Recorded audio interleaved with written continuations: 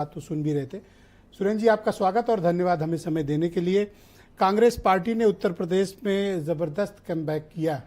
अब पार्टी का नेक्स्ट गोल क्या है, आपकी पार्टी का क्या उद्देश्य है, और जिन नीतियों और मुद्दों को लेकर आप जनता के बीच से ये मैंडेट लेकर आए हैं, अब उनकी नीतियों के लिए आप क्या करेंगे, और नेक्स्ट कांग्रेस पार्टी के लिए अगला पॉलिटिकल गोल यूपी में क्या है? बहुत शुक्रिया ब्रजेश भाई। बड़ी साफ साफ सी बात है, किसी भी पॉलिटिकल पार्टी के लिए जनता की समस्याओं को उठाना और जनता के ढंग से उठाना, जनता को जनार्दन मानना, जनार्दन मान करके उनकी समस्याओं को दूर कराने का प्रयत्न करना है किसी भी पॉलिटिकल पार्टी का उद्देश्य होता है। जैसे हम लोगों ने कहा कि भाई 29 लाख पद केंद्र में खाली है, ये अपने आप में सच है। तो हमारी पूरी ताकत से हम लोग लगेंगे कि केंद्र सरकार, चाहे नरेंद्र मोदी जी की, एनडीए की, किसी की भी हो, ये लोग 29 लाख पदों को 6 महीने के अंदर भरें। इसके लिए हम संसद में सरकार को मजबूर करेंगे। पहली बार पिछले 10 साल में आपको दिखाई ये सरकार आपका वायदा पूरा करने के लिए थोड़ी ना आई है। सर, सरकार हमारा वायदा भले ही पूरा ना करे तो क्या ये संजय चौधरी जी से कहलवा दीजिए कि सरकार जो है रोजगार देने के लिए नहीं आई है। ये सरकार कांग्रेस का घोषणा पत्र मोदी जी क्यों लागू करेंगे? ये कांग्रेस के घोषणा पत्र की बात नहीं है, ये अपने आप में सच है कि पिछले 10 साल से 29 लाख पद खाली है। ये हम नहीं कह रहे, ये केंद्र सरकार का एनएसएसओ डिपार्टमेंट कह रहा है। अगर वो पद नहीं भरे जाएंगे तो ये सरकार की तरफ से पाप है और ये सरकार की तरफ से विश्वासघात है जनता के लिए। अगर एक भी पद खाली रहता है, डेजिग्नेटेड पद जो जिसके ऑलरेडी फाइनेंशियल मंजूरी है, अगर वो पद खाली रहता है तो वो किसी भी सरकार वादा आप करें, पूरा बीजेपी करे, क्यों सर?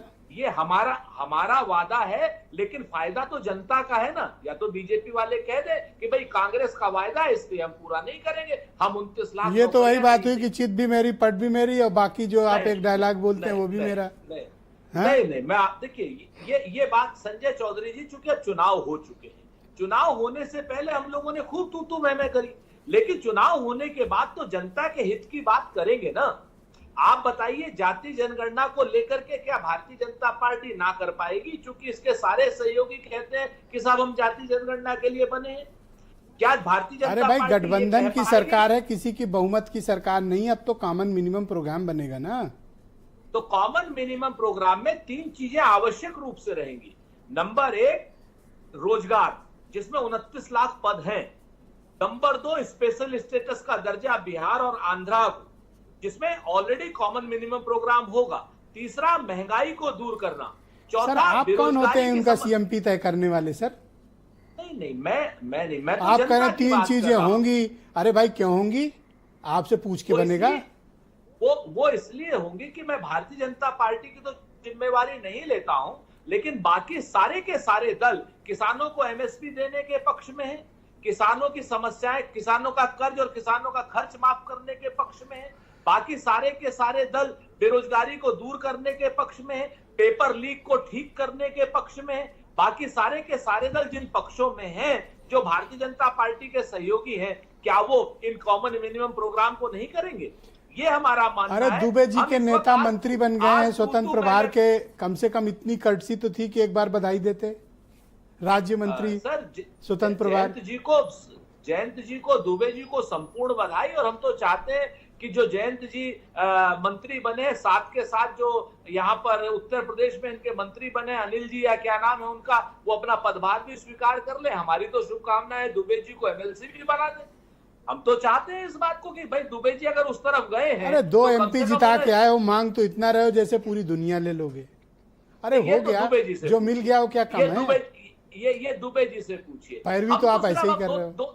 सिर्फ 3 बातों को मैं इंगित करना चाहता हूं ब्रजेश भाई। अब आज की डेट में एनडीए की सरकार के सामने जो गंभीर संकट उत्पन्न है उसको देखिए।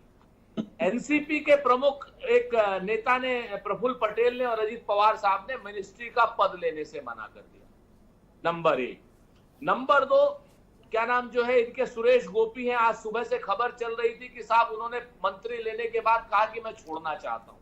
नंबर 3, शिवसेना शिंदे ग्रुप ने अपनी नाखुशी जाहिर कर दी। दिल्ली के भाग्य से छीका टूटेगा नहीं सर। सर अब आप एक बात बता दीजिए ब्रजेश भाई, अगर आपको ही उनकी वकालत करनी तो संजय सर भाई सवाल तो किसी और पूछने चैनल दो, पे आप भेज कैसी बात कर रहे हो?